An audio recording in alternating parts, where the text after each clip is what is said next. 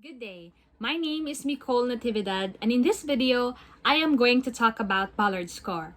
Ballard Scoring is a commonly used technique for the gestational age assessment of neonates. Scores are given for 6 physical and 6 neuromuscular signs of maturity, and the scores for each may range from -1 to 5.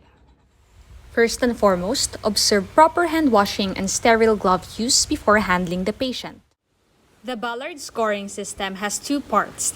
First part is the assessment for neuromuscular maturity, which is dependent on the muscle tone, and the second part is for the assessment of physical maturity, which is dependent on the anatomical changes. But in this video, we will only be talking about the neuromuscular maturity.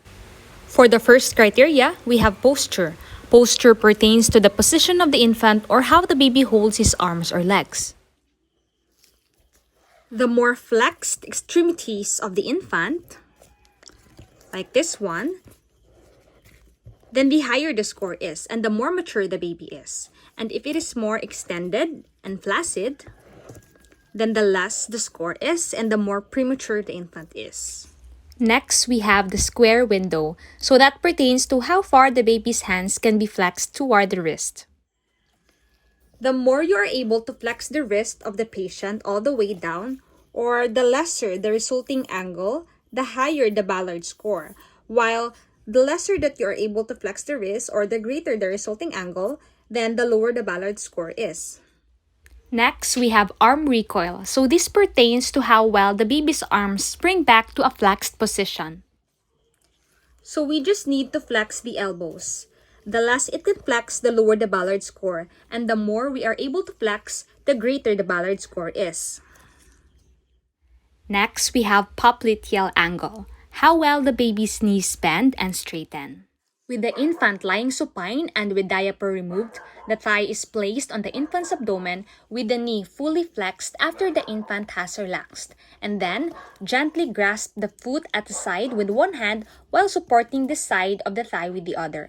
And if the leg is extended until a definite resistance to extension is appreciated. Next, we have the scarf sign. How far the elbows can be moved across the baby's chest.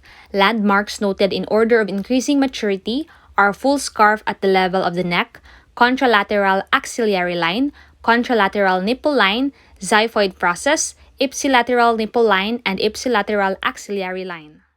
So all we have to do is try to bring the patient's elbow all the way to the other side, like wrapping the neck with a scarf. Now, the more that we are able to put the infant's elbow past the midline, the lower the Ballard score is. But if there is resistance, and the less we're able to move the elbow towards the other side, then the higher the Ballard score is. Next, we have the heel to ear.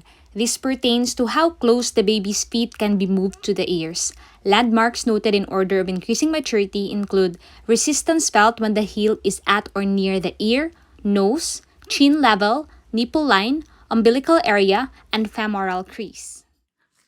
So the more the heel can reach the ears, like this, that means there is less resistance on the knees, and the lower the Ballard score is. But if there is more resistance in the knees, then the less we are able to bring the heel towards the ear, and the higher the Ballard score is. So this assessment is an important way to learn about your baby's well-being at birth. Thank you very much for watching this video.